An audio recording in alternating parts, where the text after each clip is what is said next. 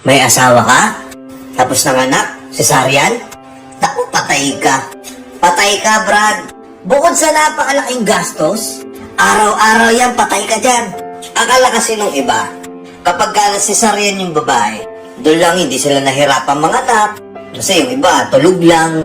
Kala nila, basic lang na nanganak sila, ganyan. Kasi iniwala yung tiyan, tapos lumabas yung baby, ginuha, hindi sila umiri. Sila yung mamimili kung kailan nila ilalabas yung baby nila, kung ngayon na ba o bukas na lang. Hindi sila hirap na hirap masyadong mag-labor. Kumbaga pag saksak sa kanila ng anesthesia, nakahiga lang sila, tapos kukunin yung baby. Ganun lang. Walang iri-iri, walang sigawan sa loob ng room. Madali lang daw. Madali nga lang ba? Pare, eto yung hindi alam nung iba.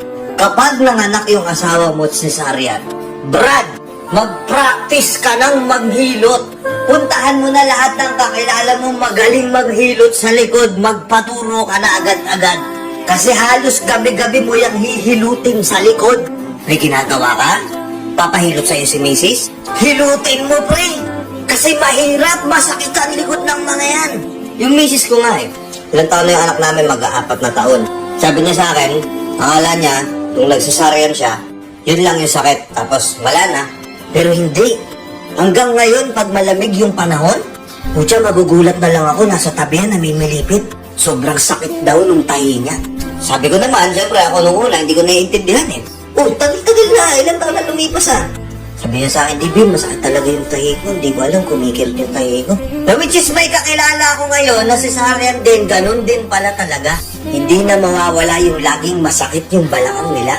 Yun yung araw-araw na sakit na hindi sa inyo sinasabi ng mga nanay nyo na tinitiis nila dahil mahal na mahal kayo.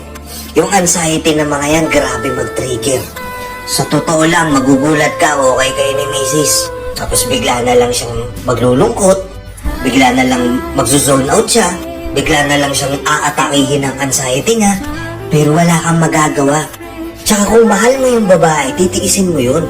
Hindi ka hahanap ng kapalit. Hindi ka magsasawa sa kanya. Kasi Brad, tinitiis na yun para sa anak mo.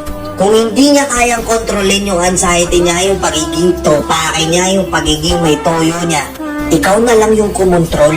Hindi yung maghahanap ka ng ibang babae na walang toyo. Pucha Brad, walang ganon. Hindi ko ini-invalidate dito yung mga nanay na nanganak ng normal. Kasi ako, pinanganak ako normal delivery, kami mga kapatid ko. Ngayon ko lang na-realize na hindi pala talaga madali na porket cesarean, hindi sila umiri. Hindi yun madali. Kasi dala-dala nila yung sakit nun habang tumatanda sila. Kaya saludo sa lahat ng nanay na cesarean ng anak dyan. Sobrang bilib po ako sa inyo. At sa mga lalaki na ang asawa nila ay cesarean, tapos nag-i-stay pa rin sila at nagiging matatag sila. Brad, saludo ako sa'yo pare. At kung, ito pa, at kung sakaling dumaan ako sa Facebook nyo, Kuya Marvin TV. Kuya Marvin, parang kawan nyo na, follow nyo naman ako, supportahan nyo naman ako dyan. Maraming salamat, Thank you and peace out.